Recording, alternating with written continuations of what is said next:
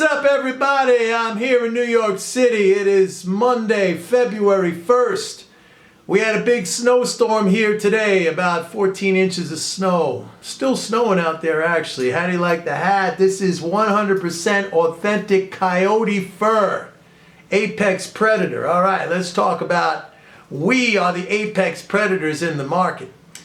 I want to talk about the GameStop situation and these so-called Reddit meme stocks. You know, GameStop, AMC.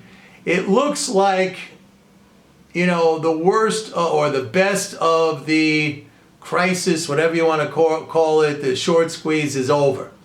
From what I have been reading, we have seen the largest hedge fund liquidations, both long and short, since the financial crash in 2009. So massive margin calls and long liquidations. If you want to think of it as this, you know, we were in that period leading up to that short squeeze of some really extreme market concentrations in a particular number of stocks. Of course, GameStop, AMC, Bed Bath Beyond, Nokia, you know, the whole list right there. And the pressure has been relieved. I mean, the liquidations, a lot of it was forced, you know, margin calls, whatever, broker forced liquidations. You had that whole fiasco with Robinhood, and Robinhood is still restricting trading on a bunch of stocks. Hey, by the way, if you listen to that interview, there was an interview, I forget the name of the podcast, Elon Musk was on it, and he was interviewing the Robinhood CEO guy. So that was a pretty cool interview. If you didn't listen to it, go Google it, you know, Elon Musk, Robinhood CEO. So it looks like right now the pressure is off. Now, that doesn't mean this whole, you know, scheme is going to go away. I mean, if you go to that Wall Street Bets on a subreddit, you know, these people are still really hyped up about this play, and they're probably going to continue to be active in it. It's kind of like Bitcoin. You know, Bitcoin had a big move early on when it was introduced, and it, you know, for a couple of years it kind of languished, and recently it went up again. I don't think this the play itself is over. I think right now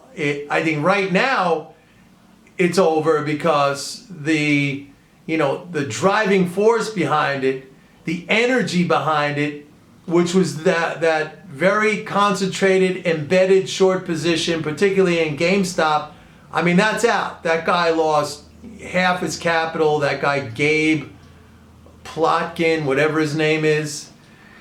If you look that guy up too, you find out that he was a recipient of insider information, of course, when he was at SAC Capital, which was Stevie Cohen's original hedge fund. And of course, Stevie Cohen paid a huge fine, something like almost $1 billion to the SEC for criminal insider trading. Of course, he got off on that. That's what these guys do.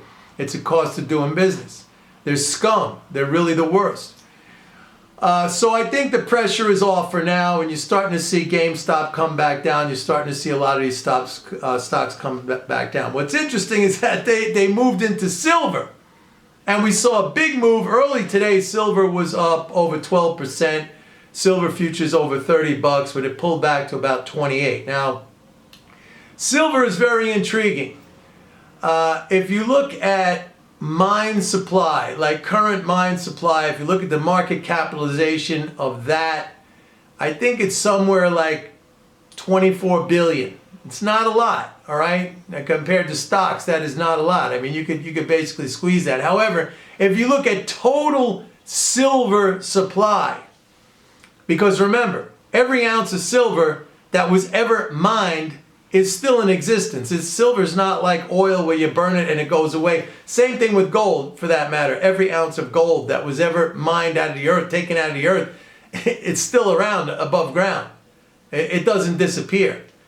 And if you look at it that way, then the total market capitalization, if you want to call it that, of silver is something like $1.4 trillion. So that's big. That's huge. But I think right now, if you're talking about a squeeze in silver, then you're really talking about the short positions of producers, because producers are hedged. And I looked at the recent CFTC Commitment of Traders report, And, you know, they have a pretty substantial, it's something like 59,000 contracts short in silver. So, I mean, it's kind of squeezable. They have been selling as the price goes up. Producers have, so they see value here in terms of locking in hedges.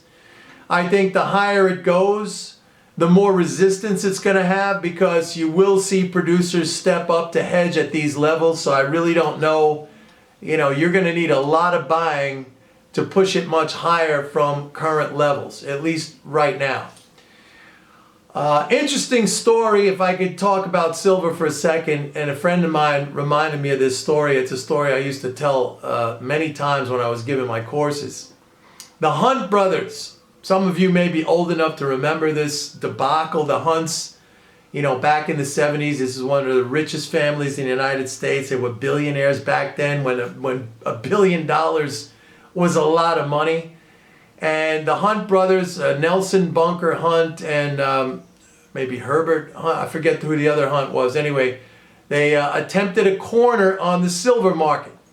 And they were buying physical silver, they were buying futures, they ran the price up from, you know, a couple of dollars all the way up to like $50 an ounce by, I think it was like 1979, 1980. The problem was, the counterparty to their long position were the bullion dealers who happened to sit on the board of the COMEX at the time. And one bullion dealer in particular was Makata Metals. The CEO, his name was Henry Jarecki. This brilliant kind of mad scientist guy. He was a medical doctor, psychiatrist. He got into bullion trading. He built up this firm, Makata Metals. And the price was going up, and it was going up every single day on the Hunt buying. And the board of the COMEX, of which I believe Henry Jarecki was the chairman of the board at that time, they declared a liquidation-only market, kind of like what Robinhood did last week. And that just collapsed the price of silver. You had a cascade of selling, and it ended up bankrupting the Hunts. So it was a really incredible story. And, you know, so what we saw with the Robinhood thing, you tend to see those kinds of actions. I also remember another situation like that in the 80s with Ferruzzi. Ferruzzi was a big Italian grain merchant that attempted a corner in soybeans. And the Chicago Board of Trade did the same thing. They declared a liquidation-only market. It bankrupted Ferruzzi. And Ferruzzi, the CEO at Ferruzzi at the time, he was this flamboyant Italian guy, Raul Gardini. He ended up killing himself after that. Put a bullet in his head. So, you know, the exchanges, clearinghouses, they do these sort of things from time to time if situations get too extreme, and they do that out of self-preservation. So I don't know what's going to become of it. You know, there were reports on Friday that Congress is going to look into it, or the SEC is going to look into it, but we'll see what happens. But it's just the way it goes, man. When things get really extreme, these exchanges, these clearinghouses, out of self-preservation, they could change the rules in the middle of the game. I'm not saying it's fair, but, you know, it's been done before. Hey, the new issue of MMT Trader is out. A lot of stuff in there. I talk about the GameStop situation. And, of course, the fiscal, you know, that's been ignored through this whole thing. You have to know what's going on there. It's really, really important. Because that's going to be the driver for the stock market, for commodities, for gold, for silver, for the dollar, okay? For oil. Got to know about that. Go to my website, pitbulleconomics.com. Sign up for a 30-day free trial. See everybody tomorrow. Bye.